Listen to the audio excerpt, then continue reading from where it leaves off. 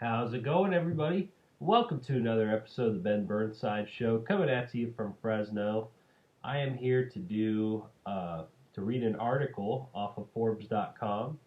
Uh, that's particularly caught my eye, so I'll go ahead and read the article.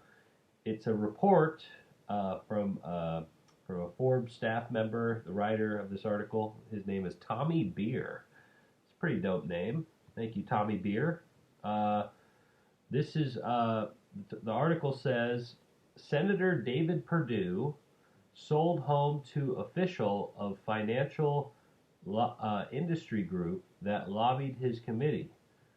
Uh, I don't know. This sounds like when I read the article or when I read the title of this article, it screamed corruption to me. So I felt like I had to. I was compelled to do a video off of it. So I'll go ahead and read what this has to say. Senator David Perdue, a Republican from Georgia, reportedly sold his Washington, D.C. home off market in October of 2019 to a board member of a financial industry group that lobbied the Senate last year and that is under the purview of the Senate Banking Committee. Uh, Alexa, Alexa, what does purview mean? Sorry, guys. Purview is usually defined as the range of operation, authority, control, concern, etc. For more, ask me to give you more definitions for purview. Okay, so let me read that again. He reportedly sold his Washington, D.C. home off market in October 2019 to a board member of a financial industry that lobbied the Senate last year and that is under the purview of the Senate Banking Committee. Oh my God, they lobbied the Senate, raising questions about ethics violations. No shit. Sounds pretty shady to me. Key facts, and that's a subtitle of this article. Key facts. A woman named Hillary Sale, a board governor for the Financial Industry Regulatory Authority, a self-regulatory body for the securities brokerage industry, paid $1.79 million in a private purchase. The home was not listed for sale publicly, according to ProPublica. I've never heard of ProPublica. I guess you go check them out. An appraisal from sales lender shows the townhouse was valued at $1.8 million. However, four D.C. area real estate experts disagreed, telling ProPublica that the purchase price seemed high. Okay. Purdue, who is David Perdue, not the Purdue University. Purdue spokesperson claimed the home was sold at fair market value and that the lender appraisal confirmed that. I'm sorry, guys. Alexa, what is an appraisal? Learning experience. The noun, appraisal, can have a few meanings. 1. The act of estimating or judging the nature or value of something or someone. 2. Okay. An estimate of value, as for sale, assessment, or taxation, valuation. 3. An estimate or considered opinion of the nature, quality, importance, etc. Purdue spokesperson claimed the home was sold at fair market value and that the lender appraisal confirmed that. However, a person named Samir Qureshi, who leads a real estate agency in D.C., asserted that appraisals are completed after a price is agreed upon and typically are engineered to match the sales price. If the home was purchased above fair market value, then the difference would be considered a gift, and the U.S. senators are required by law to publicly disclose gifts of significant value. Which Purdue reportedly did not do in this case. Earlier in 2019, I don't know what this group is, FINRA lobbied on a bill out of the Banking Committee that would have required the group to establish a fund to compensate investors bilked by brokers. A FINRA spokesman told ProPublica the organization did not lobby Perdue specifically. Well, I'm sorry, I don't know what FINRA is. One sec. FINRA, earlier in 2019, FINRA. Did I miss that? Nope. Okay. Okay, I'm assuming FINRA is the Financial Industry Regulatory Authority. Alexa, what is FINRA?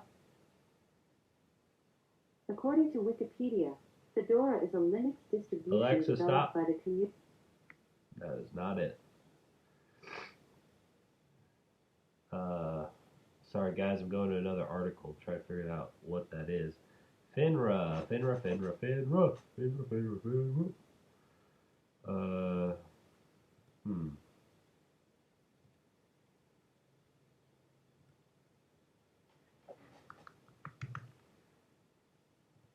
see, FINRA. I got too much things on here. Let's see. As I'm trying to go there now, let me try to reread this again as it's loading.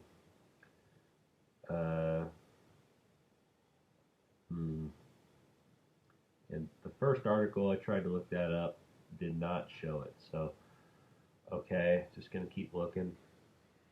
FINRA. There we go. FINRA. That's what I thought. Financial Industry Regulatory Authority. So FINRA. Come on, beer. Put that up there in your article. Earlier in 2019, FINRA lobbied on a bill out of the Banking Committee that would have required the group to establish a fund to compensate investors bilked by brokers. A FINRA spokesman told ProPublica the organization did not lobby Perdue specifically. That doesn't sound any better to me. A critical quote here, according to Tommy Beer, and going back to the article, I was already back with the FINRA lobby the bill part, but critical quote from Tommy Beer's article: determining fair market value is always a gray area unless the sales are done in a competitive open market, said Craig Holman of watchdog group Public Citizen. Since the purchase and sale of this property by Senator Perdue was not done on the open market, it raises serious suspicions as to whether the sale was in fact at fair market value. Key background. The New York Times reported last month that the Justice Department had investigated Perdue for possible insider trading, in his sale of more than $1 million worth of stock in Carnalytics. So this is a possible repeat offender, and he's a senator, a financial analysis firm.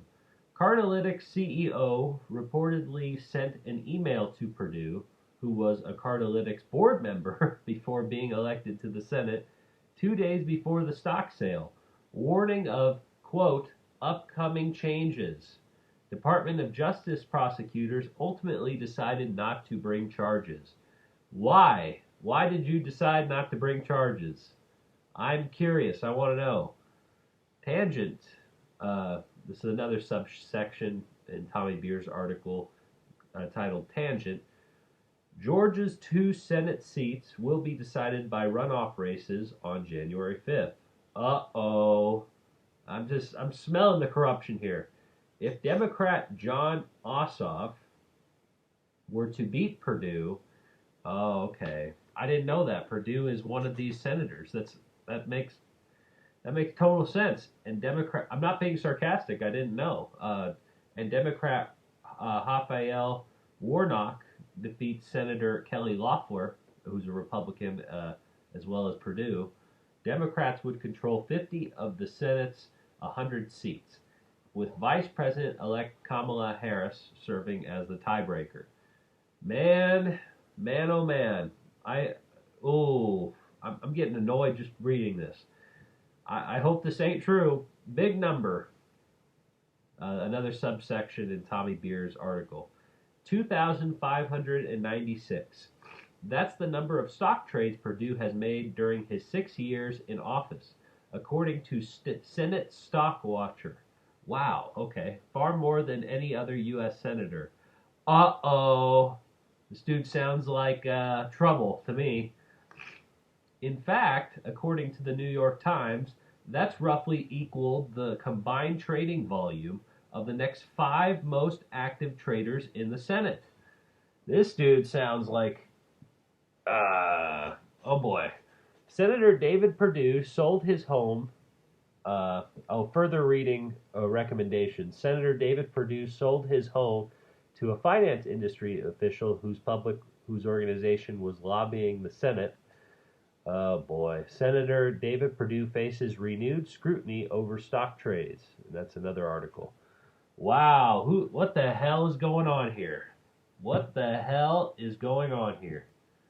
I want to read a little bit about Tommy Beer and his track record, because I'm trying to trust his word for my thing, so I just want to read about him a little bit.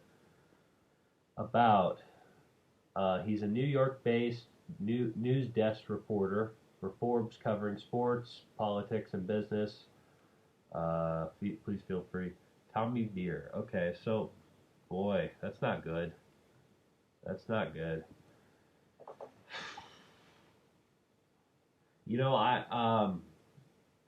Forbes. I trust Forbes a lot more than like Fox News or MSNBC or any cable news outlet for that matter. But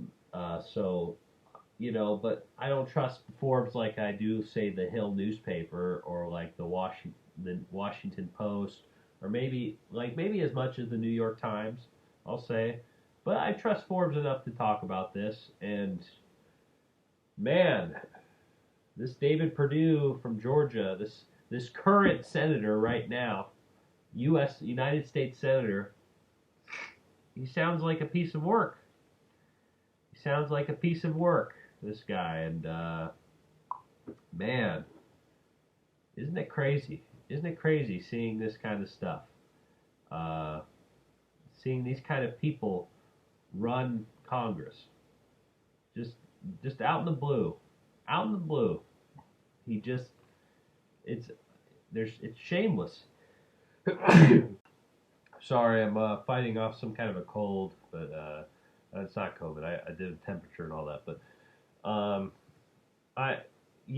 this seems very concerning to me as a citizen. I'm not a citizen of Georgia, though. I'd be a lot more concerned if I was from Georgia, but I'm not. I'm from California. I don't know, man. It's just this guy seems like trouble, and he just from this article. There's some pretty damning stuff in this article from Tommy Beer in Forbes. Forbes approving this, and I'd recommend to follow just to see. You got to follow these websites like Forbes and ProPublica and all these sites. And I'm not saying they're false or anything or that they're biased. I'm actually saying quite the opposite. Well, no, I'm not. I'm saying that you got to follow every single website in order to really figure out just how biased they really are, or if they're biased at all, that sort of thing. In order to really get a good answer of that, you have to follow them. And I'm saying that because what they're accusing this guy of is pretty damning stuff. And it's important to really figure out whether or not you really should believe it or not. And I feel like people should try to find this stuff out on their off time a little bit. And I know people don't want to get into politics, but look, this is what happens when we don't get into politics a little bit. People like this could come up and take a position, and they could take a lot of advantage of us in terms of buying stock and just benefiting off of their position in public office. They serve themselves. They could easily serve themselves more than they serve the American people. They will look after themselves first. And this is what happens with unaccountability. Like, why is the Department of Justice, why did they close their case? Why didn't they pursue him further? Like, what the hell? What's that all about? So I thought this was very interesting. I'm very happy. I'm thankful to Tommy Beer for bringing this to my attention. And I'm not saying that this Democrat candidate that's going up against Perdue is any better. I know nothing about the candidate, so I think that should be clear. But it's very interesting to put this into light and the timing of all of this. This guy, this David Perdue, this Republican senator from Georgia, he doesn't seem like the smartest guy in the world either. Because why would you do this so close to an election? Not that it's any better, if it's away from an election, but just from his perspective, why would you do it relatively close to an election? Like, what are you, stupid? Like, what are you thinking? So that's kind of my thought in all of this. It's just, I don't know. It just, a lot of this seems very, very suspicious to me. Very suspicious, and the only way to really figure it out is to follow the story. If there's a follow-up thing coming up to this, I'll bring it to the channel's attention. And I'd also recommend to follow each of these reported sites that helped report this story, not just Forbes, and not just the reporter Tommy Beer as well. You got to follow his work too. But I would say this is all just my opinion. Okay, I'm just I'm an average American, but I just think you need to follow the journalist and the journalist site. You know what I'm saying? So that's what I'm kind of getting out of this. And I would also follow these sites like ProPublica. I mean, this Forbes article got a lot of its information off of this website I never heard of called ProPublica. And what else? And there was one more. There's a couple watchdog sites on here that they got info off of too that I want to give credit to, and that I'll try to follow. They also got stuff from the New York Times, and come on, what were the other ones?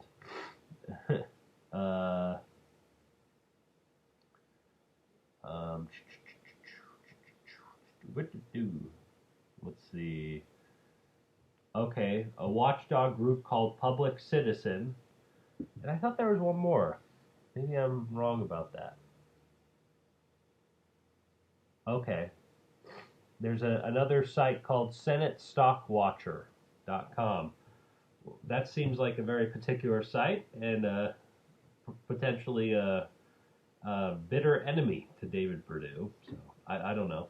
I'm just speculation with that idea, but interesting stuff to say the least, and I think I'm going to continue following it because I'm very curious to see what kind of people are in Washington, because I've been hearing kind of upsetting things over the last year, from just following politics and stuff and just seeing how these people behave and how they haven't contributed that as much as they should for COVID-19 relief to their unemployed Americans that they serve.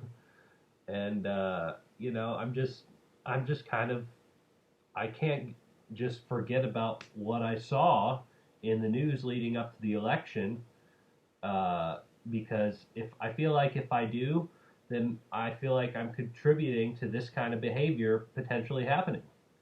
And I don't need that kind of behavior in the public office that serves me. So that's my overall thought on this, and I don't know. I'm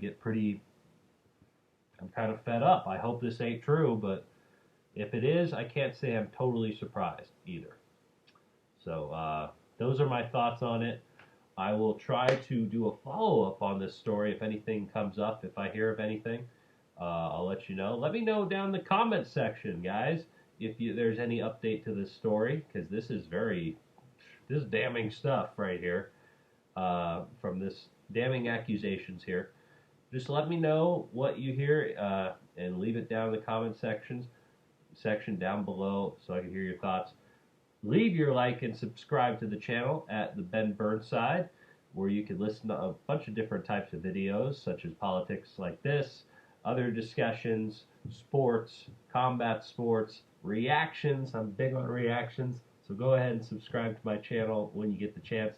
Also, go ahead and subscribe to my other YouTube channel. We haven't done a lot there lately, but my other YouTube channel, Garage Guys Sports Talk. That's a sports talk show where we talk about predictions and results in the world of sports.